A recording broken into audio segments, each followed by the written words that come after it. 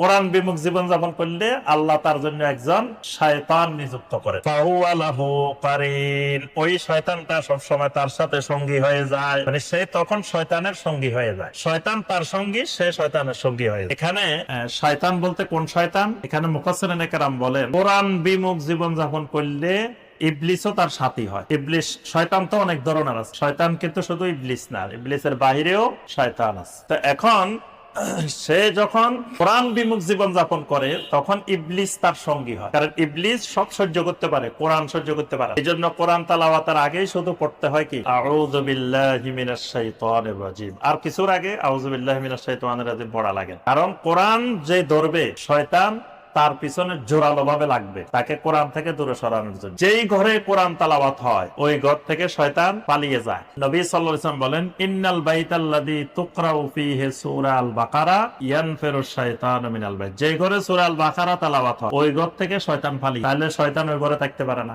যেই ঘরে আল্লাহর জিকির হয় ওই ঘরেও শয়তান থাকে না। যেই ঘরে মানুষ ঢোকার সময়, ঘরে ঢোকার সময় বিসমিল্লাহ বলে সালাম দিয়ে ঘরে ঢুকে, শয়তান বলে লা মাবিতা লাক, কয় যে ঘরে আসছে সুবিধা মনে হইতেছে না, থাকা যাবে না এই ঘরে। কারণ এই ঘরের লোকেরা কি করে, ঢোকার সময় বিসমিল্লাহ বলে, ঢোকার সময় জিকিরের সাথে ঢুকে, লা মাবিতা লাকুম, এখানে রাত্রি যাপন করা যাবে না। তো বাকিরা কয় একটু অপেক্ষা করেন, দেখি খানা দানা পাওয়া যায় কিনা, কিছুক্ষণ অপেক্ষা করেন। কিছুক্ষণ পরে এই ঘরের লোকেরা খাইতে বসছেন, খাওয়ার সময় সবাই বলে কি বিসমিল্লাহ।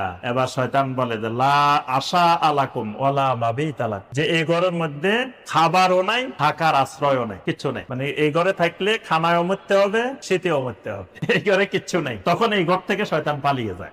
আর যে ঘরের লোকেরা ঘরে ঢুকতেও আল্লাহ জিকির করে না, খাইতেও আল্লাহর জিকির করে না, শয়তান সুন্দর করে এই ঘরের মধ্যে নিরাপদ আশ্রয়স্থল মনে করে।